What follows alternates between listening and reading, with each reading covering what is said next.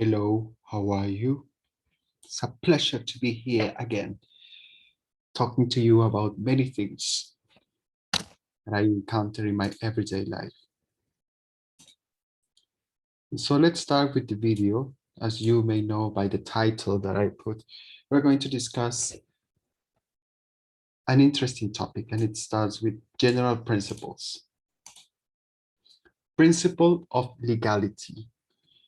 No one will be sanctioned for an act not foreseen as a crime or fault by the law in force at the time of its commission, or subjected to a penalty or security measure that is not established in it. Okay, so here you have the law that you cannot be sanctioned of what is written. If you follow the Constitution and you avoid doing what the Constitution bans, nobody has the right to tell you anything about what you are doing, anything wrong. Okay, good. Supreme jurisprudence. What is this word? The science or study of law. If ever you encounter this word in the future, you know what is the meaning of it. The science or study of law. Okay. The judges control the constitutional value of criminal laws. The judges are the most important people here because whatever they say, whatever they order must be complied immediately. Additionally, they oblige the legal operator to try to achieve the right balance in the infraction and the criminal sanction to impose on the specific case. Good.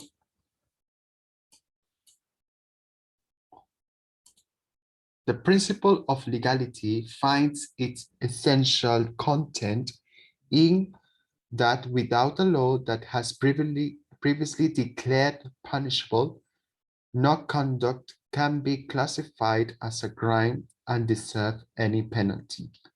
Again, I repeat, if you really are obeying what the Constitution says and the penal code, you really don't have anything to fear because it's not written. So come here to the country with absolute confidence that if you are not violating the law, nothing will happen to you. The Constitutional Court in 2002 was the year that I finished my high school. 2002 was the year where Princess Margaret of the United Kingdom died. It was the first time that I watched Queen Elizabeth being sad, so sad to cry. Anyway, held that principle of legality requires that the crime be established by law, as well as the prior and clear delimitation of prohibited conducts. The Constitutional Court guarantees the prohibition of the retroactive application of criminal law, the prohibition of the application of another right that is not written, the prohibition of analogy and indetermination legal clauses. Here, in law, we never use analogies. Analogies are completely prohibited here. I'm talking about justice. I'm talking about the law. In the law here, I don't know other countries, but here, forget about analogy. Analogy is forbidden, is banned, is forgotten here when we talk about law.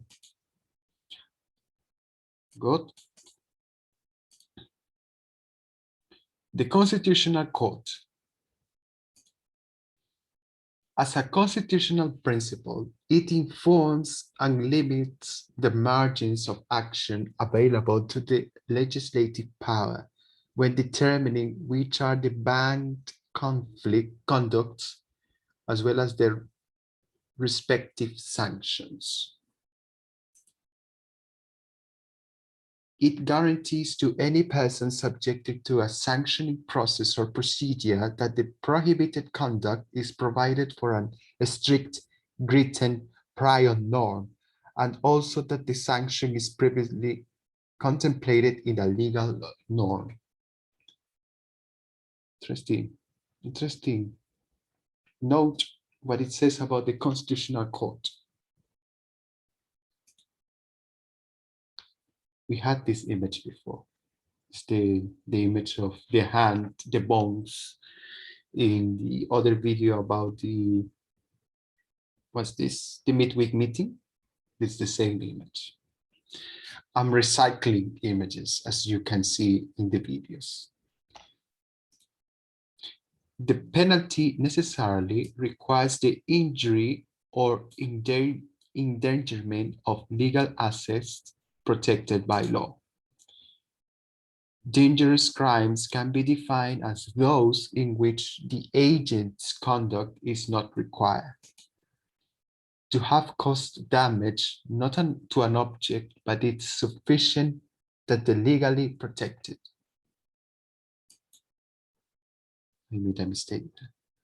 Yeah, I recognize my mistakes. Object has been put in danger of suffering the injury that is to be avoided. Danger is a concept of a normative nature insofar as its reference object is a legal good. Although its foundation, in addition to being normative, is also based on a rule of experience and frequency that is in turn synthesized in a legal type. Good. The objective of the legislator is not the defense of individual legal interests, but the maintenance of complex conditions so that social peace is not disturbed and individuals can develop normally and exercise their rights in freedom. I made a video about a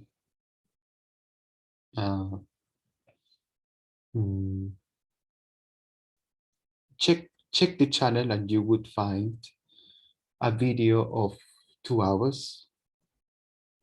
I don't remember, as I've made series of videos. The constitutional rights you have in Peru. Find that video and you would see this explained too. Okay? All legal assets must start from the fundamental principles based on the Constitution, through which their limits are of punitive power to the state are marked. Good. Within the framework of a global social system structure on the basis of this conception of the ends of, or for the functioning of the system itself. Global social system. You would be surprised how global social system is applied is the law in different countries can surprise you. In some countries, for example, you are not allowed to do whatever you can in your house. For example, you are not allowed to be undressed in your own house, except when you are showering. There is one country that has that law. When I heard that, I said, oh, which country is that? And I did some research and I found that it was true. It is true. What other laws do we have in the world? That's why I said it's so interesting to study this, to comment about this. Okay, let's move on. Criminal law can intervene in all social conflicts, but it's limited to the protection of the fundamental values of the social order. These values are called legal assets, legally protected interests. A democratic criminal law should only protect those legal assets that are valued as absolutely essential for the permanence and development of peaceful coexistence. Stop here. I've got something to say. Criminal law can't intervene in all social conflicts. So, what about riots in the streets? Can criminal law intervene there? People has the right to protest, but to go on strike. But what if the people that is active in the riot start to become violent? The criminal law can intervene in that. What about authority? Well, I'm explaining in the video what is written here for us. This is part of the penal code. So learn from the penal code. A democratic criminal law should only protect those legal assets. What is peaceful coexistence? For instance, what if a person comes with a revolutionary idea or an idea that was banned? In political political TV programs, I had the opportunity to watch that several people are not happy with the idea of Nazi Germany. I explain. During Second World War, you are aware that there was a thinking there of the Nazis promoted by Adolf Hitler. That idea nowadays is completely banned. Nobody must talk about that. It's sort of like taboo what happened in Nazi Germany. I don't agree with that. What's the history about freedom of speech? For example, in Nazi Germany, Adolf Hitler's idea was to wipe out Jews and any other and some other races, some other people from the planet, because they believed that they were the pure race. They were superior to others.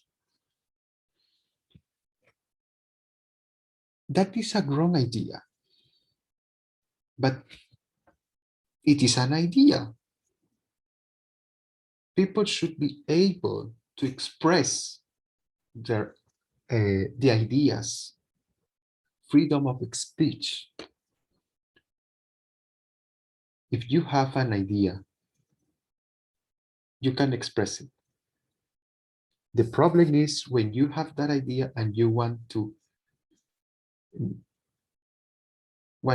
apply your idea to others. You want to exercise your freedom of speech in actions. That is different. For example, to to get rid of other people because you believe that you are superior, or perhaps that people is really superior to you and you are just afraid of that. We have that example in the Bible as well. Egyptians wanted to get rid of Hebrew people. They believed that they would become many and they would become more powerful to them.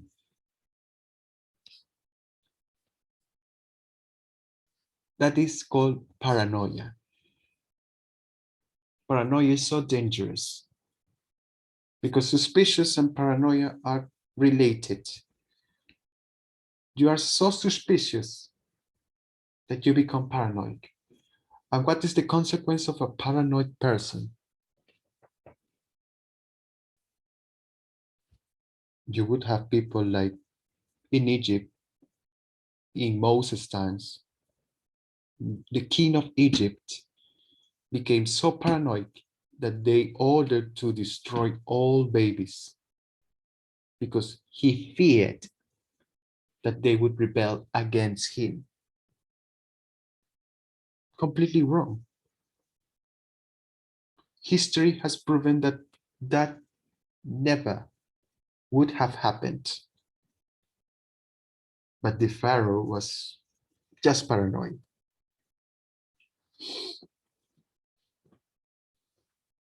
Uh, People nowadays in the 21st century, they are fearful of Nazi ideas. They don't allow. They don't allow no one to talk, no one to even show appreciation for the ideas of Adolf Hitler. As long as they are not doing any harm to anyone, they can express their ideas. Ideas are not dangerous, in my point of view.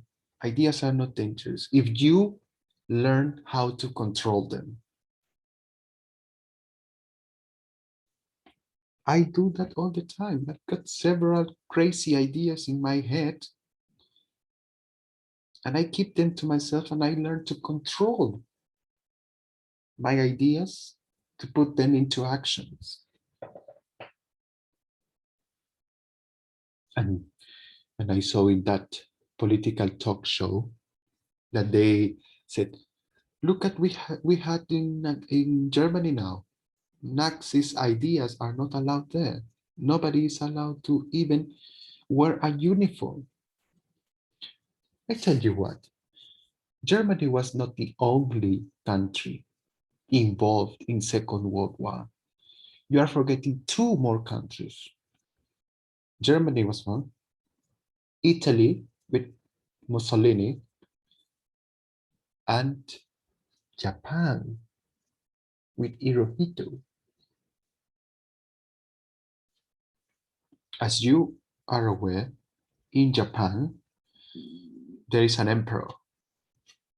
That emperor wanted, during Second World War, that emperor was really aggressive. He wanted to conquer all Asia. All Asia must be under his control. They even attacked the United States in Pearl Harbor. This Japanese government during World War II, they really oppressed, they really killed Chinese people in China. I'm talking about China during World War II. The history of China during World War II is so difficult to digest, but I made some research. Now, um, um, 80 years later, in China, you are allowed to wear a Japanese uniform. You are allowed to express your ideas in China. So people talk about Germany, Nazi Germany, and all of that. But they never talk about China and Japan during the Second World War. That is a big problem. Double standard, as usual, the double standard. Double standard in Europe, double standard in Asia. I don't like that. That's why I talk about this, because peaceful coexistence. Peaceful coexistence would be genuine when you have freedom of speech, freedom to express what you think, your ideas. It's a whole different level if you want to apply your ideas, to take action based on your ideas. That is different. But to express them, no, I don't think it should be banned. Freedom of expression, freedom of speech. It's important. That's why I said to the ones commenting, to the ones subscribed to the channel, leave a comment.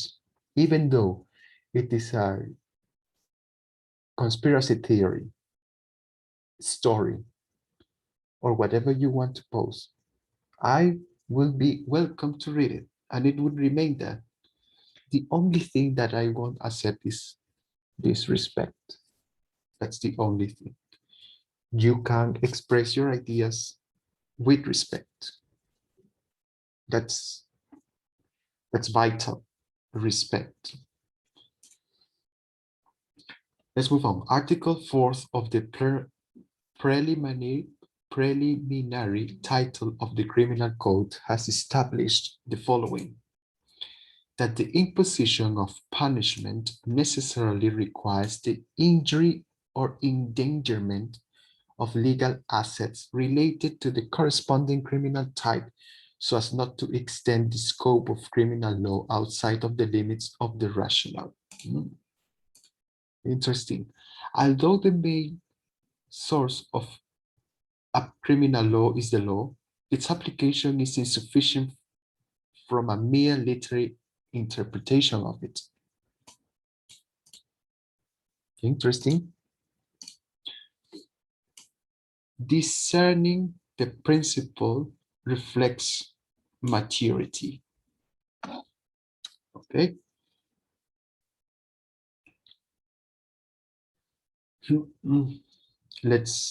I'm using the tablet. What does it says? Bad associations spoil useful habits. You reap what you sow. Besides, either physically or spiritually, each statement is an example of a fundamental truth, a principle, and each one provides a basis for laws. Let's read about it. 1 Corinthians chapter 15, verse 33. What it says? 15:33.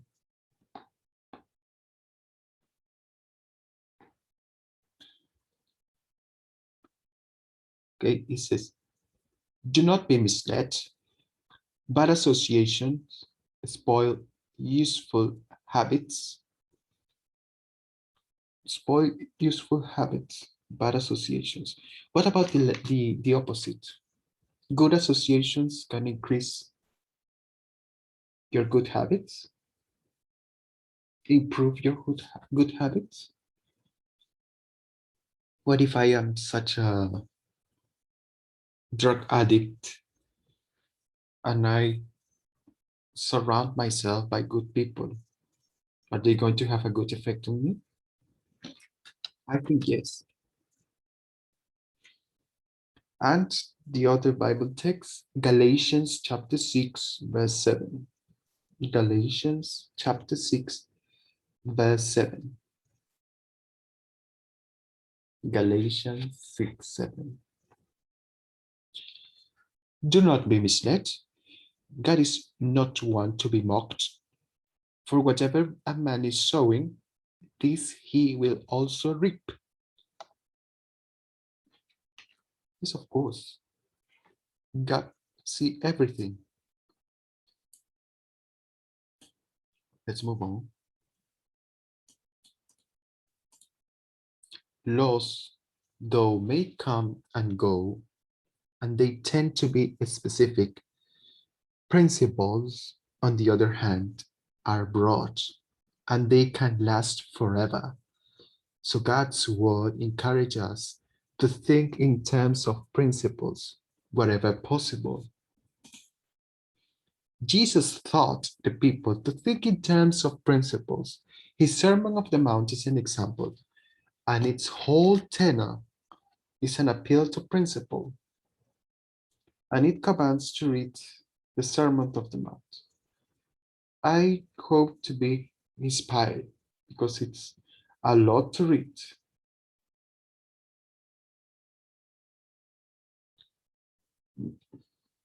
Okay.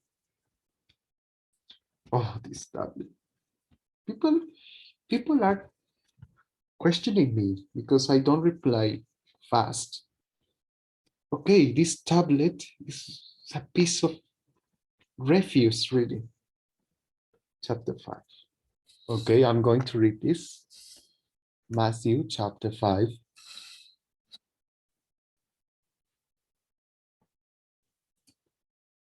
Okay, pay attention. When he saw the crowds, he went up into the mountain. And after he sat down, his disciples came to him. And he opened his mouth and began teaching them, saying, happy are those conscious of their spiritual need, since the kingdom of the heavens belongs to them. Happy are those who mourn, since they will be comforted. Happy are the mild-tempered, since they will inherit the earth. Happy are those hungering and thirsty for righteousness, since they will be filled. Happy are the merciful, since they will be shown mercy. Happy are the pure in heart, since they will see God. Happy are the peaceable, since they will be called sons of God. Happy are those who have been persecuted for righteousness' sake, since the kingdom of the heavens belongs to them.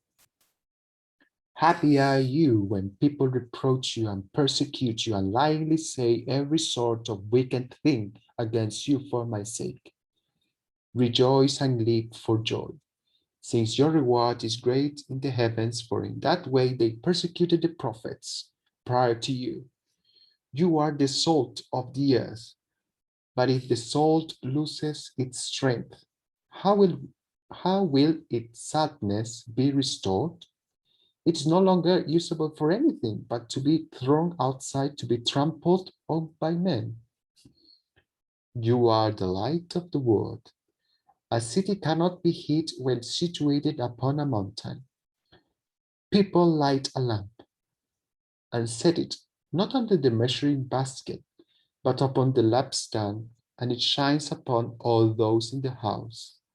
Likewise, let your light shine before men, that they may see your fine works and give glory to your Father who is in the heavens. Do not think I came to destroy the law or the prophets. I came not to destroy, but to fulfill.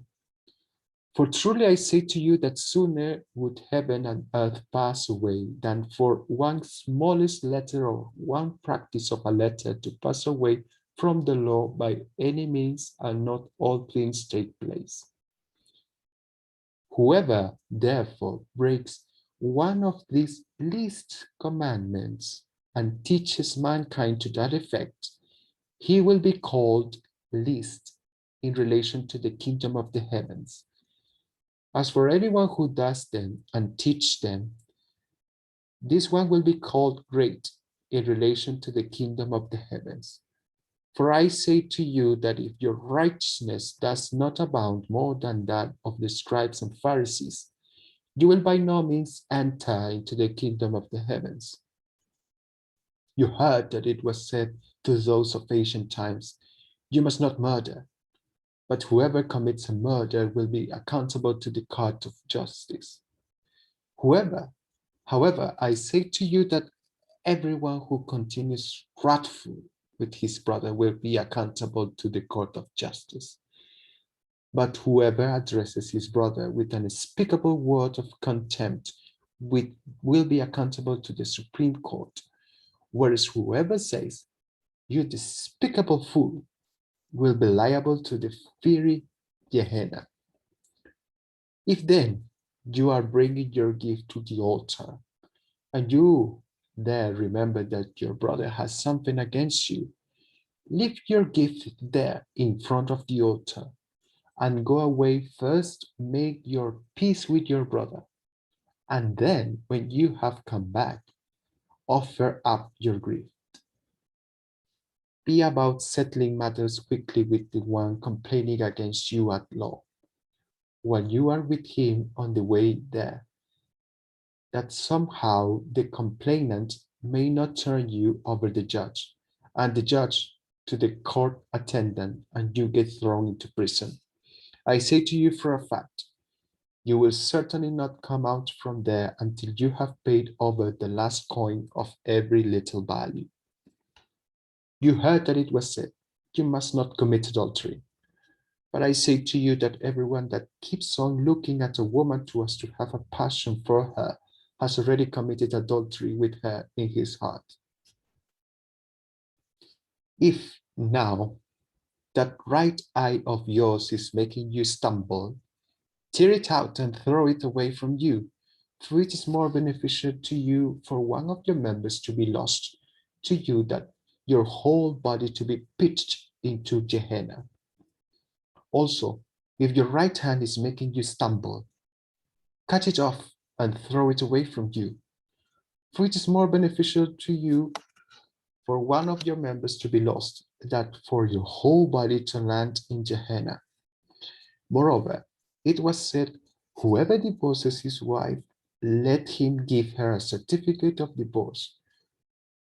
However, I say to you that everyone divorcing his wife, except on account of fornication, makes her a subject for adultery, and whoever marries a divorced woman commits adultery.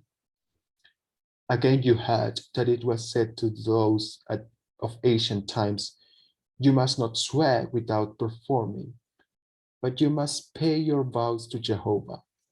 However, I say to you, don't swear at all, neither by heaven, because it is God's throne, nor by earth, because it is the footstool of his feet, nor by Jerusalem, because it is the city of the great king, nor by your head must you swear, because you cannot turn one hair white or black. Just let your word yes mean yes, your no, no. For what is in excess of this is from the wicked one. You heard that it was said, eye for eye and tooth for tooth. However, I say to you, don't resist him that is wicked, but whoever slaps you on your right cheek, turn the other also to him. And if a person wants to go to court with you and get possession of your inner garment, let your outer garment also go to him. And if someone under authority presses you into service for a mile, go with him 2 miles. Give to the one asking you, and don't turn away from that wants to borrow from you without interest. You heard that it was said, you must love your neighbor and hate your enemy. However, I say to you, continue to love your enemies and to pray for those persecuting you, that you may prove yourselves sons of your Father who is in the heavens. since he makes his sun rise upon wicked people and good, and makes it rain upon righteous people and unrighteous. For if you love those loving you, what reward do you have? Are not also the tax collectors doing the same thing? And if you greet your brothers only, what extraordinary thing are you doing? Are not also the people of the nations doing the same thing? You must accordingly be perfect as your heavenly Father is perfect. 6. Chapter 6. Take good care not to practice your righteousness in front of men in order to be observed by them. Otherwise, you will have no reward with your Father who is in the heavens. Hence, when you go making gifts of mercy, don't blow a trumpet ahead of you, just as the hypocrites do in the synagogues and in the streets, that they may glorify by men. Truly I say to you, they are having their reward in full. But you, when making gifts of mercy, don't let your left hand know what your right is doing, that your gifts of mercy may be in secret. Then your Father who is looking on in secret will repay you. Also, when you pray, you must not be as the hypocrites, because they like to pray standing in the synagogues and on the corners of the broad ways to be visible to men. Truly I say to you, they are having their reward in full. You, however, when you pray, go into your private room and after shutting your door, pray to your Father who is in secret. Then your Father who looks on in secret will repay you. But when praying, don't say the same things over and over again, just as the people of the nations do, for they imagine they will get a hearing for their use of many things or many words. So don't make yourselves like them, for God your Father knows what things you are needing before ever you ask him. You must pray them this way. Our Father in the heavens, let your name be sanctified. Let your kingdom come. Let your will take place as in heaven also upon earth. Give us today our bread for this day, and forgive us our debts, as we also have forgiven our debtors. And do not bring us into temptation, but deliver us from the wicked one. For if you forgive men their trespasses, your heavenly Father will also forgive you. Whereas if you do not forgive men their trespasses, neither will your Father forgive your trespasses. When you're fasting, stop becoming sad-faced like the hypocrites, for they disfigure their faces that they may appear to men to be fasting.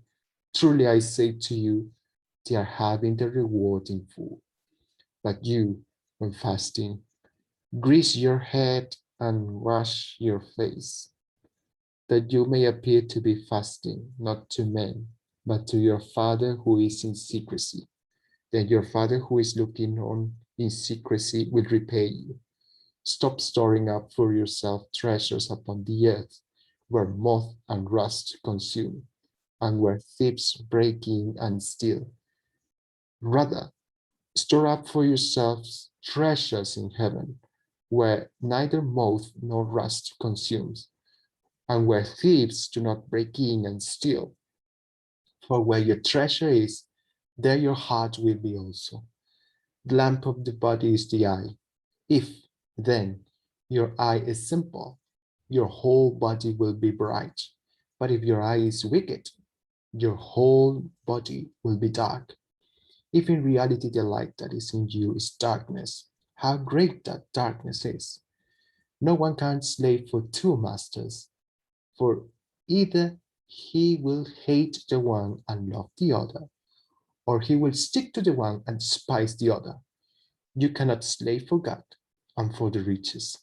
On this account, I say to you, stop being anxious about your souls as to what you will eat or what you will drink, or about your bodies as to what you will wear. Does not the soul mean more than food, than the body, than clothing? Observe intently the birds of heaven, because they don't sow, seed, or reap, or gather into storehouses. Still, your heavenly Father feeds them. Are you not worth more than they are? Who of you, by being anxious, can add 1 cubit to his lifespan? Also, on the matter of clothing, why are you anxious? Take a lesson from the lilies of the field, how they are growing.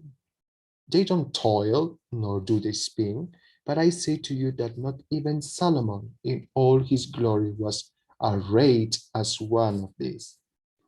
If now God thus clothes the vegetation of the field, which is here today and tomorrow is thrown into the oven, will he not much rather clothe you, you with little faith?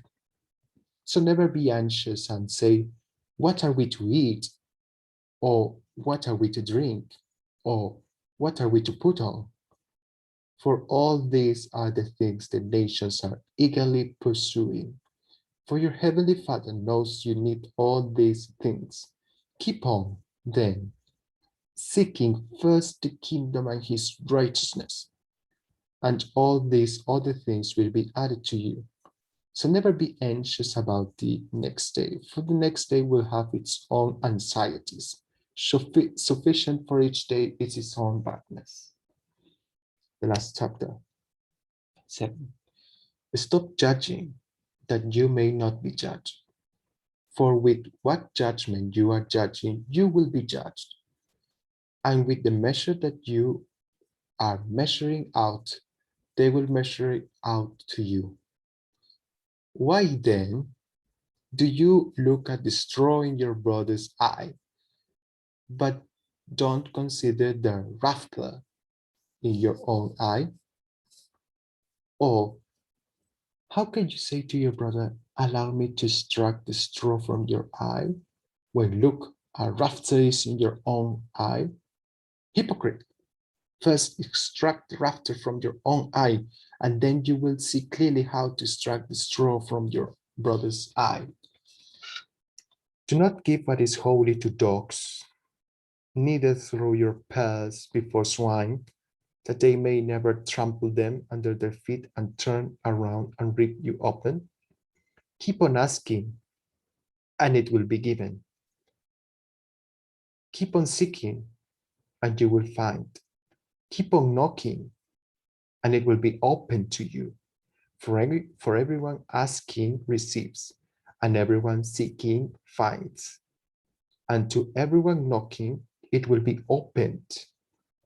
Indeed, who is the man among you whom his son asks for bread? He will not hand him a stone, will he? Or perhaps he will ask for a fish. He will not hand him a serpent, will he? Therefore, if you, although being wicked, know how to give good gifts to your children, how much more so will your Father who is in the heavens give good things to those asking him? All things, therefore, that you want men to do to you, you also must likewise do to them. This, in fact, is what the law and the prophets mean. Going through the narrow gate, because broad and spacious is the road leading off into destruction, and many are the ones going in through it, whereas narrow is the gate and cramped the road leading off into life, and few are the ones finding it. Be on the watch for the false prophets that come to you in sheep's covering, but inside they are ravenous wolves. By their fruits you will recognize them. Never do people gather grapes from thorns or figs from thistles, do they? Likewise, every good tree produces fine fruit, but every rotten tree produces worthless fruit. A good tree cannot bear worthless fruit, neither can a rotten tree produce fine fruit. Every tree not producing fine fruit gets cut down and thrown into the fire. Really, then, By their fruits you will recognize these men.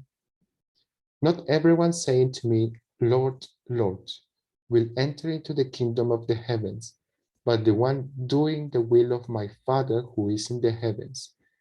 Many will say to me in that day, Lord, Lord, did we not prophesy in your name and expel demons in your name and perform many powerful works in your name?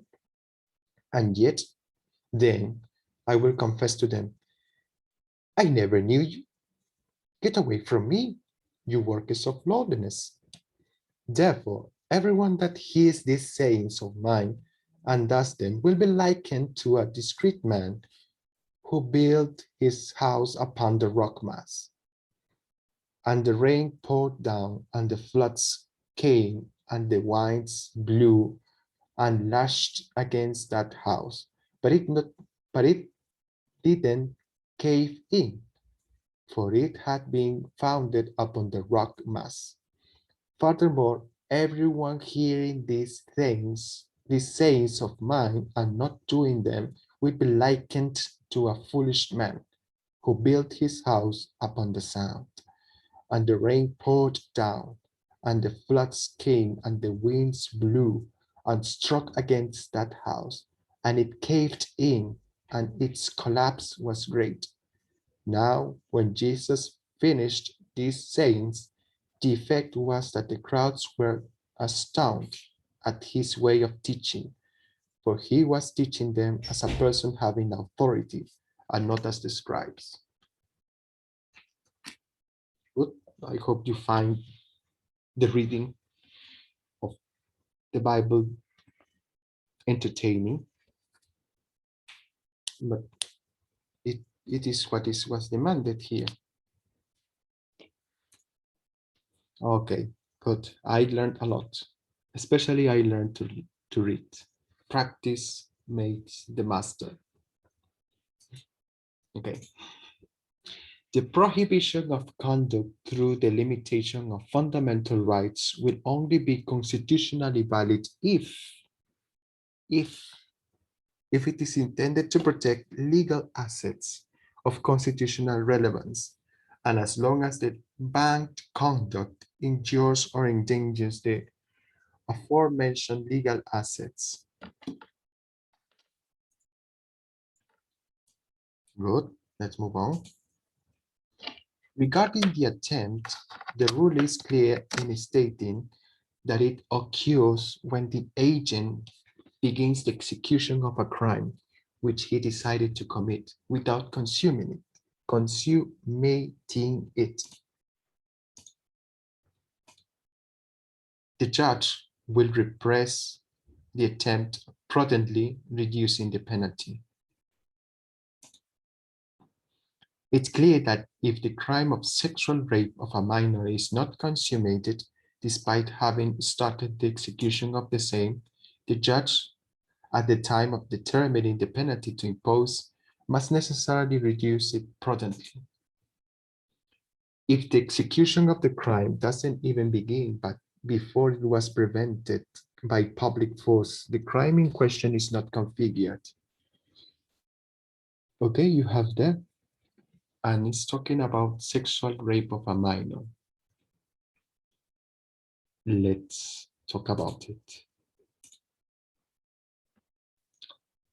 Child sexual abuse is a crime. By no means it is a sign. Child sexual abuse. CSA, but CSA is a crime. It's not a sin. The judicial system just doesn't care if CSA is a sin or not. The judges don't care. The judges don't care if it is a sin. It's a crime. CSA is a crime. It's not a sin. It's very different, a sin and a crime. A sin is dealt with religious people. It is not dealt by judges. For example, if if in the past, when you had intercourse with a lady and both of you were not married, that was a sin, that was not a crime. Why I say that? Because you needed to pay a fine, just a fine, nothing more than a fine, no punishment. But CSA is obviously a crime because you go to prison for doing that. So just differentiate that. CSA is not a sin, it's a crime. Because if you say it's a sin, okay, it must be dealt spiritually. And it is a crime because it needs to be judged judicially. You understand? The courts are interested in caring children and victims of CSA. That's the interest of the courts. This is not a crime against God. It is a crime against the victim. Doesn't really matter what religious organization procedures are in place about this issue. Excommunication, we have excommunication, we have disfellowship, shunning, all of that. And they believe that because CSA is a sin, they should be disfellowship, they should be shunned. No, it is a crime. It is not important what you can do with the sinner. It is just not important. The important is to take the person guilty of committing CSA to the authorities. That is the only important. Okay. Are we going to ask the victim, do you really want to bring reproach on God's name by reporting to the authorities? What is more important, God's name or the welfare of the victim? What is more important? I guess God would be more concerned about the victim rather than his own name. The main concern must be to prevent more victims to be affected by this crime rather than to be concerned about God's name. That is secondary. God's name in this situation of CSA is completely secondary. The most important, I already said. The victim is the most important. And the best people to assist a victim of CSA are only the family, nobody else. Only the family. The family is the one to decide whether to report the crime or not. That's their prerogative. If it is a minor, the family. But if I am not a family member of the victim, but I know of a case, I should report to the family and encourage the family to go to the authorities. Perhaps the family doesn't want to go to authorities. It's their choice, but I reported to the family. And I said, I would try to convince them to go to the authorities. But if they don't want to go to the authorities, it's their trouble. I already report to the family. Most people would say, oh yes, but it is a moral duty to go to the authority, that you, knowing the case, go to the authorities rather than the family. No. What is moral? What is morality? For example, many people would say that it is completely immoral to have intercourse with an unmarried individual. it is completely immoral to have adultery. But for other people, it's nothing. So which moral are we going to respect? The moral of the communists, the moral of the capitalists, the moral of whom? Who teaches the moral?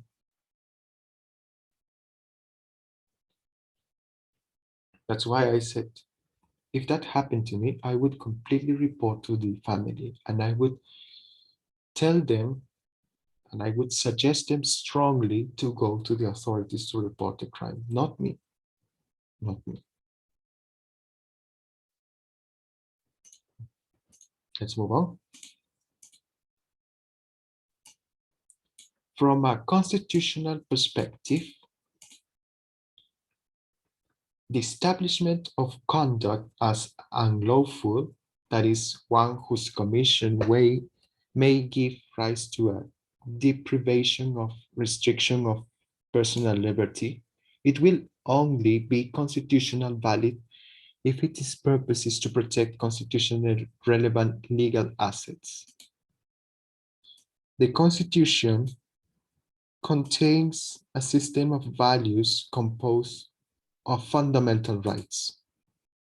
The right citizens, those that are necessarily and convenient to make the fundamental ones effective, and those that simply emerge as a development of those. On the other hand, the interpretation that is made of the fundamental norm must not be static, but dynamic, that is adequate to the social changes of any other nature that are taking place.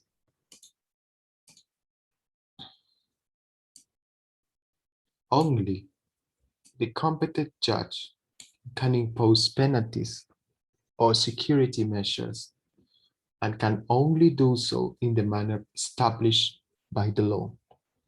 Only the judge, not anyone else, only the judge.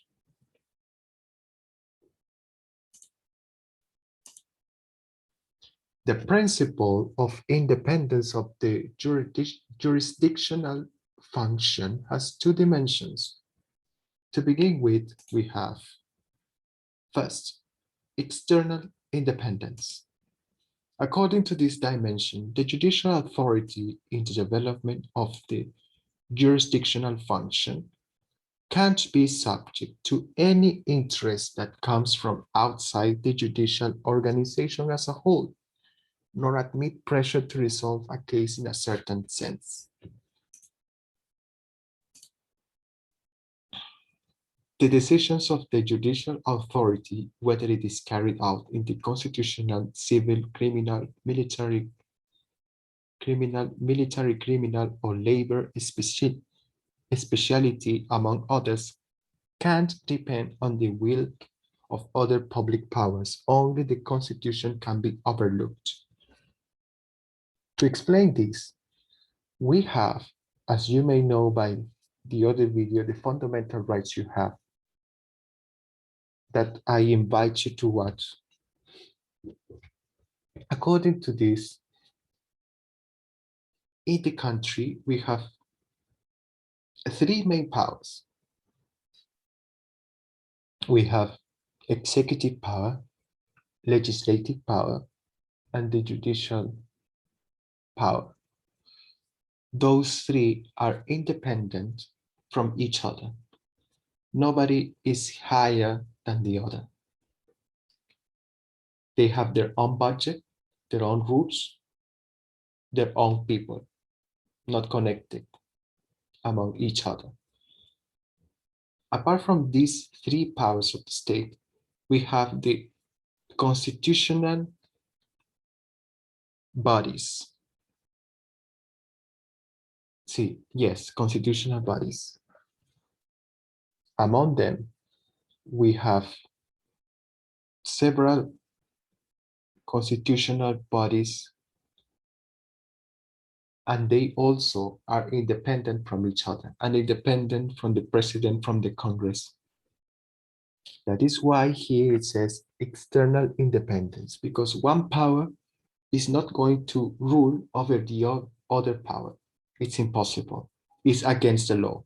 And I explained already that everything that you do following the Constitution, it's allowed. Okay, let's move on. 2, internal independence. A, the judicial authority in the exercise of its function can't be subject to the will of other judicial bodies unless there is an appeal. B, the judicial authority in the performance of its function can't be subject to the will of other administrative organs of government that exist within the judicial organization. Whenever there is an appeal, the higher instances may correct the lower ones regarding matters of fact or law submitted to their knowledge, as the case may be. So a judge cannot interfere with another judge. They are completely independent. Not even suggestion, not even anything. They are independent. So from the moment you become a judge here in this country, you are completely independent. Nobody should criticize or comment on your decisions. You are independent. The only time that you are under control is if it is an appeal. That appeal goes to a superior instance. That superior instance will just review the case and see if they follow what the judge said or they have a different conclusion. But they are not criticizing or down belittle. What's this? Oh, so difficult to come with the right word. I need to learn more. But you understand what I'm trying to tell. The principle of judicial independence implies, in the first place, the separation of the jurisdictional functions from the administrative functions that could eventually be performed by the judges within the judicial organization. Okay? This is the case, for example, in the exercise of the work of the presidents of the Supreme Court, the Superior Courts of Justice, the Office of Control of the Magistracy, etc. The prosecutor, due to his status as guardian of legality and holder of the criminal action, has interference to urgently request supervision and control measures, as well as to formulate requirements in order to correctly apply the law. The power in turn must be in concordance as appropriate with the organic law of the public ministry. The prosecutor here is the guardian of legality. The guardian of legality. Are really prosecutors like that? They are here to just accuse and accuse. In several instances, innocent people. Guardian of legality. I'm not a judge. I'm not a lawyer. I haven't studied any law. I'm just a rank and file citizen that I'm commenting about this. People can agree or disagree with me. I don't know. No penalty can be executed in any other way than that prescribed by the law and regulations that develop it. Interesting. The penalty requires the criminal responsibility of the author.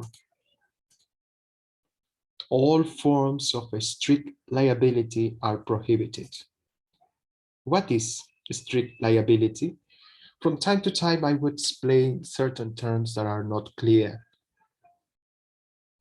For example, this strict liability. In criminal and civil law, is a standard of liability under which a person is legally responsible for the consequences flowing from an activity, even in the absence of fault or criminal intent on the part of the defendant. The state will only intervene when a member of the community acted guilty.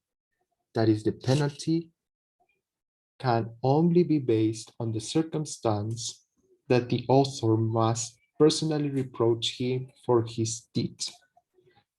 No one will be prosecuted or convicted for an act or omission that at the time of being committed is not previously requalified by law, expressly and unequivocally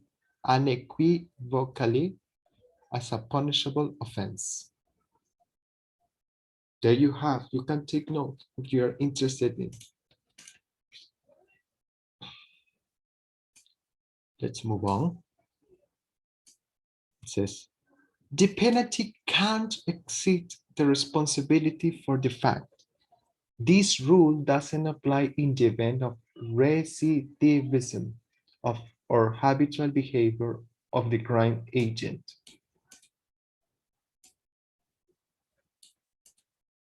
The penalty has a preventive, protective, resocializing function.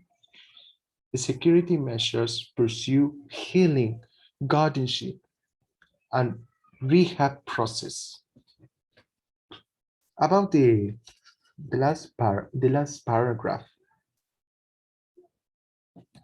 if you really want people to enhance as a person because they have learned how to act in a wrong way, why you